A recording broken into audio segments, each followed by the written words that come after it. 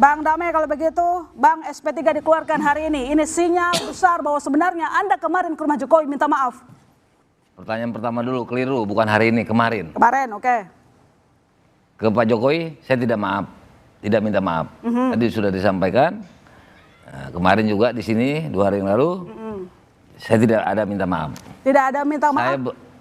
Tapi tidak lama berselang Anda dari rumah Jokowi keluar restoratif justice. Benang merahnya di mana? Masa kan nggak ada apa-apa lalu kemudian benang keluar merahnya adalah pada saat gelar perkara saya dan Bang Egy mengajukan nota pembelaan. Boleh saya sebut isinya? Boleh. Saya tidak terlapor. Saya belum pernah diadukan oleh Pak Jokowi melalui Dewan Kehormatan. Saya bekas sekretaris Dewan Kehormatan yang membuat putusan apabila ada pengaduan terhadap anggota kami se-Indonesia. 3 periode. Saya jurnalis. Saya belum pernah dilaporkan kepada majelis pers. Yang ada cap jempol terus kalau saya kirimkan kepada beliau, Japri maupun grup. Itu ada di BHP semua yang saya sampaikan. Oke. Ada lagi? Perlu lagi nggak yang lain? Perlu dong. Nah, perlu. Dalam laporan itu untuk kepada saya, itu diambil dari sisi diambil daripada TPU dan kawan-kawan. Itu bukan subjek hukum. Nah, ini ada Pak ini. Dan itu obscuri libelli. Di mana kaburnya itu? Remang-remangnya itu. Teman-temannya TPU sebuah organisasi, artinya organisasi atau temannya orang anggota-anggota TPU banyak sekali. Bang, tapi Anda kenapa bisa dapat restoratif justice kalau Anda nggak minta maaf? Itu nggak ada urusan sama saya. Restoratif itu KUHAP, kita kepada penyidik, bukan kepada beliau. Itu sisi hukum KUHAP. Begitu juga beliau kepada sana. Dan nyatanya saya tanggal 13 menaikkan. Kawan-kawan, rekan-rekan sejawat dari lainnya tanggal 12. Isunya 2 minggu sebelumnya. Ya kan? Kemarin masih diulangi juga oleh kawan saya sendiri tuh sayangnya.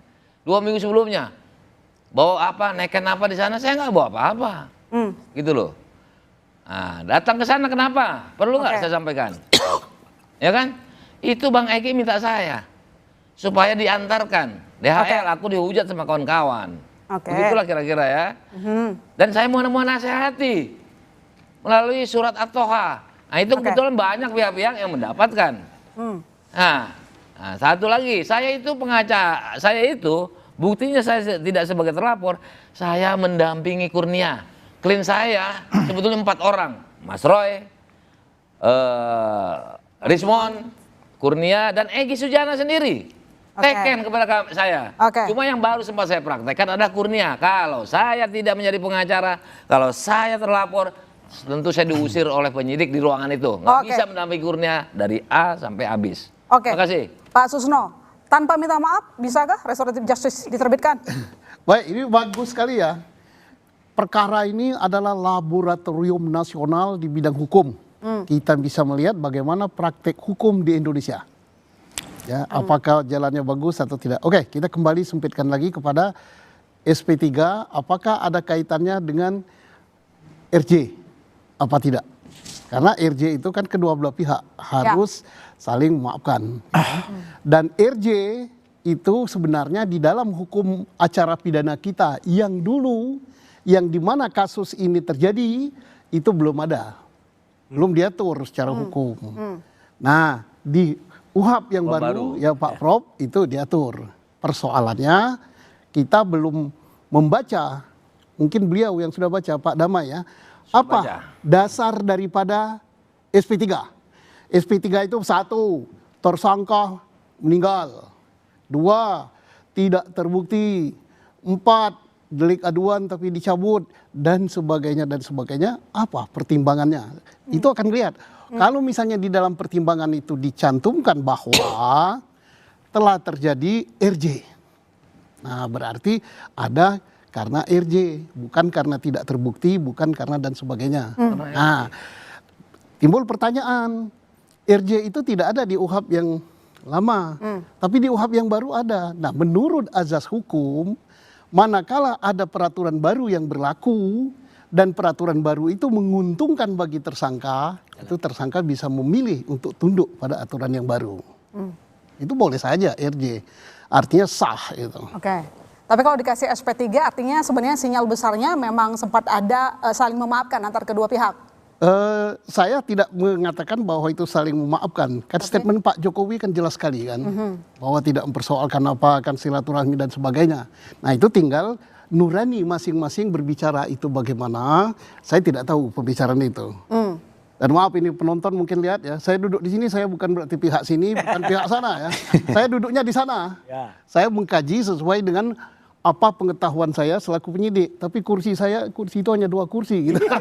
Saya tadi hampir duduk di atas mic itu. Kombes Budi bilang sebenarnya keduanya kan meminta restoratif justice tuh. Artinya kan memang ada kesepakatan antara keduanya begitu untuk saling memaafkan. Akan terjawab manakala Pak Damai menceritakan apa pertimbangan hukum di dalam SP3 itu. Itu bukti autentik itu. Apakah memang karena telah terjadi RJ, apa karena bukan tindak pidana, apa karena tersangka meninggal, apa karena kalau delik aduan ini dicabut dan sebagainya. Itu ada klausalnya apa itu. Nah mungkin ada kesepakatan itu tidak baik dikasih atau apa-apa, terserah beliau itu. Bang Andi, jadi isi kesepakatan yang Anda tahu itu apa sampai akhirnya dikeluarkan diterbitkan SP3 untuk Egy dan juga Bang Damai? Kita harus lihat dari sejarah ke belakang dulu sebetulnya ya. Jadi tanggal 17 Desember rekan kami dari Rejo, Bang Darmizal, berikut Bang Rahmat, itu bertemu dengan Bang Egy itu di rumahnya di Bogor. Sebelumnya tanggal 16 bertelepon, ya sebagai sahabat lama, sesama aktivis, ya dia menanyakan bagaimana kesehatan Bang Egy. Bang Egy yang mengeluh di situ, dia mengeluh nggak ada temen gua yang dukung gua di sini, gua lagi sakit cancer stadium 4 nih, gua kanker usus. Kaget Bang Najib. Oke kalau begitu aku datang aja ke rumah Bang Egy. Ya lu datang deh jam berapa? Jam 10. Iya ditunggu gitu. Datanglah tanggal 17. Bercerita Bang Egy mengenai penyakitnya. Dan masalahnya dia ini harus pergi ke Penang untuk check up lagi gitu loh. Karena dokter dia di sana untuk bicara itu. Nah kemudian dia juga ada sebuah buku dia menulis tuh. Yang ngambil video itu ada Bang Darmizal itu. Ya. Dia menulis di situ untuk saudaraku seiman, seislam, CBM, cerdas, berani dan militan. Nah, setelah itu tanggal 17 itu ya ada jeda, gitu kan? Bang Egy ini baru terbuka ya. Bang Egy datang ke kantornya Bang Darmizal tanggal 5 Januari. Itu atas inisiatif Bang Egy Sujana sendiri meminta ke Bang Darmizal untuk memfasilitasi bertemu dengan Pak Jokowi. Tanggal 5 Januari di kantornya Bang Darmizal. Itu ada bukti fotonya ada untuk itu ya. Nah disitulah Bang Egy bilang, lu tolong buat aja appointment ya. Semuanya itu saya yang tanggung sendiri buat saya gitu loh.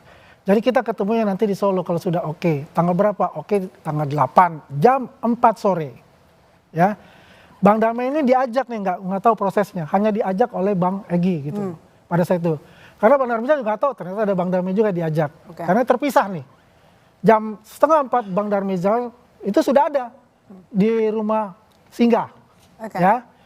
Bang Egy datang jam 4.30 di situ. Nah, di situ Bang Egy minta untuk disteril nih. Jalanan, tidak ada yang namanya wartawan apa gitu loh. Dia tidak mau lah ada namanya publikasi semacam itu ya. Kemudian masuklah Ibu Elida dengan Bang Rahmat ya bercerita dulu lah dengan Pak Jokowi mungkin pembukaannya seperti apa kan begitu. Baru Bang Damai, Bang Egy, Bang Darmizal masuk situ.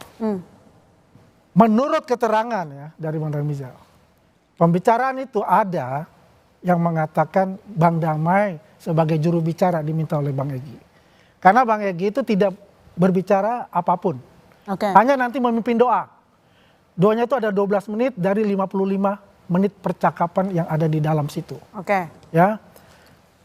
Mohon maaf Bang Damai ya, tolong koreksi kalau saya salah. Perkataannya begini ya. Dia mengucapkan kami memohon maaf Pak Jokowi. Ya. Begitu. Bla bla bla bla. Oke.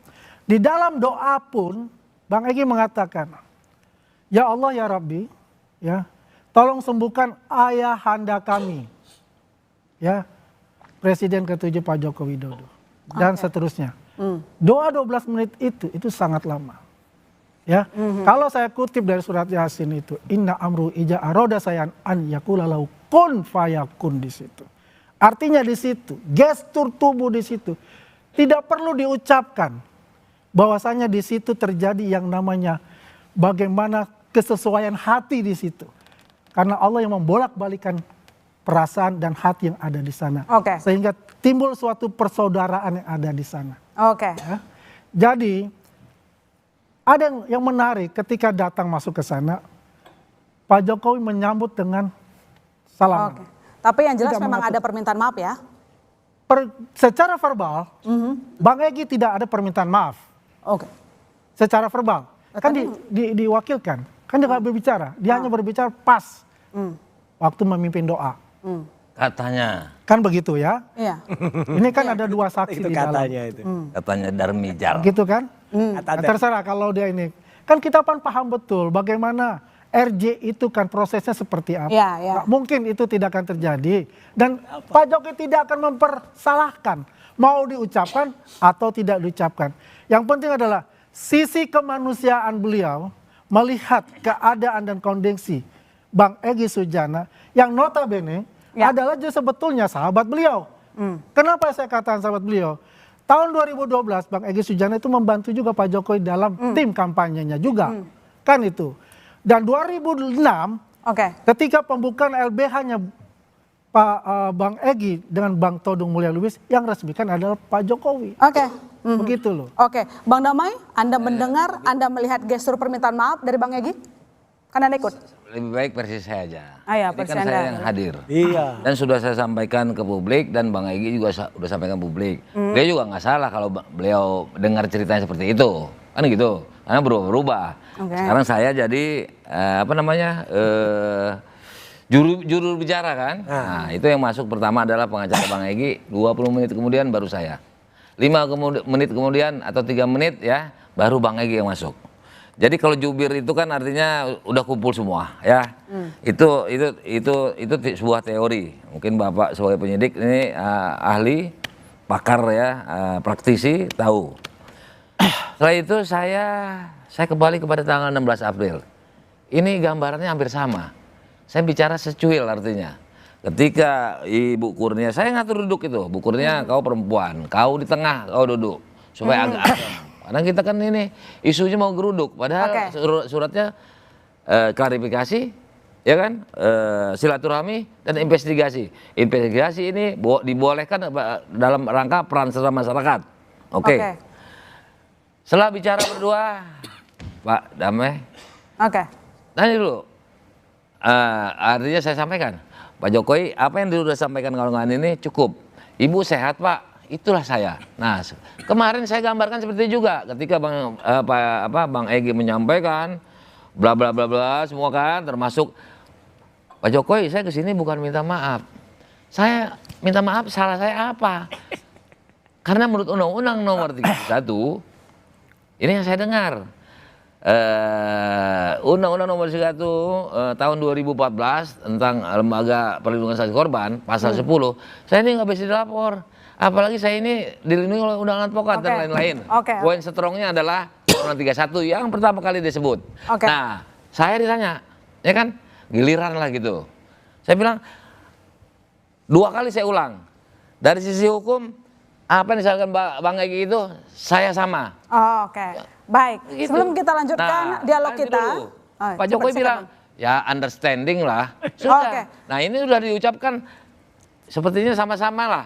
Artinya rekomendasi ini saya terserah, yang penting saya di SP3.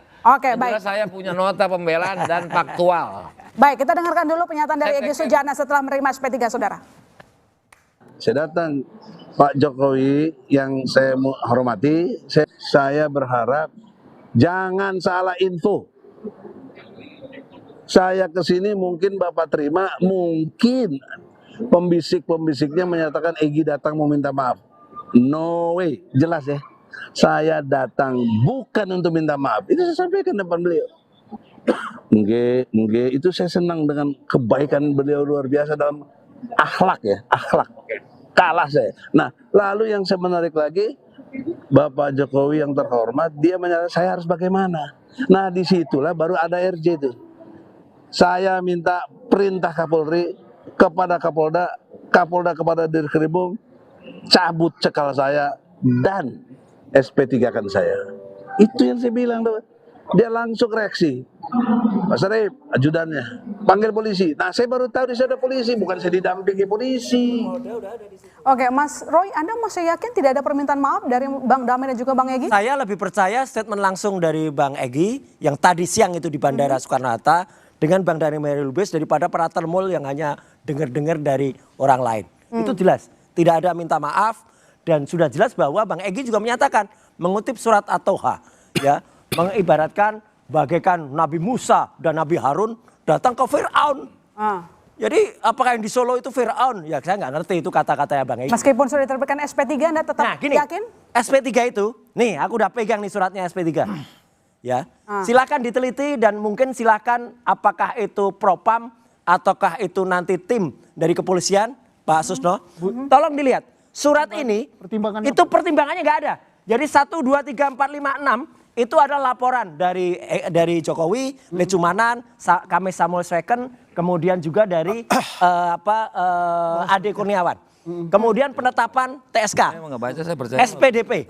Ya. Nah setelah itu langsung loncat SP3. Oke. Jadi harusnya kan ada RJ, ada restoratif justice, ada juga permohonan maaf. Dan dalam KUHP yang baru, di pasal 79, itu ada syarat. RJ harus dilakukan secara tertulis. Oke. Dan RJ itu ditangani di Polda Metro Jaya, bukan polisinya datang ke Solo. Ini apa-apaan ini? Ini pengkhianatan besar terhadap KUHP yang baru berlaku beberapa hari yang lalu. Dan artinya begini, dengan adanya ini, satu lagi yang harus dipecahkan, Mbak Alona dan juga semua pemirsa. Jokowi itu melaporkan 5 orang. RS Roy Suryo, RHS Rismon, TF Dr. Tifa, kemudian ES Egy Sujana, dan K Kurniawan. Betul, Bang Damai Hairul Lubis tidak dilaporkan. Kok bisa orang yang tidak dilaporkan dicabut oleh Jokowi? Jokowi kan gak melaporkan DHL. Dan kalau mau mencabut satu ini, kenapa bisa ini dicabut satu di antara 5? Ini di split sync dulu. Kita bicara de jure bukan hanya de facto. Bang Yaakob, Mas Roy mempertanyakan kok bisa pencabutan dilakukan oleh pihak polisian. Nanti dijawab Bang Yaakob, kami segera kembali saudara. Tetap di Bola Liar.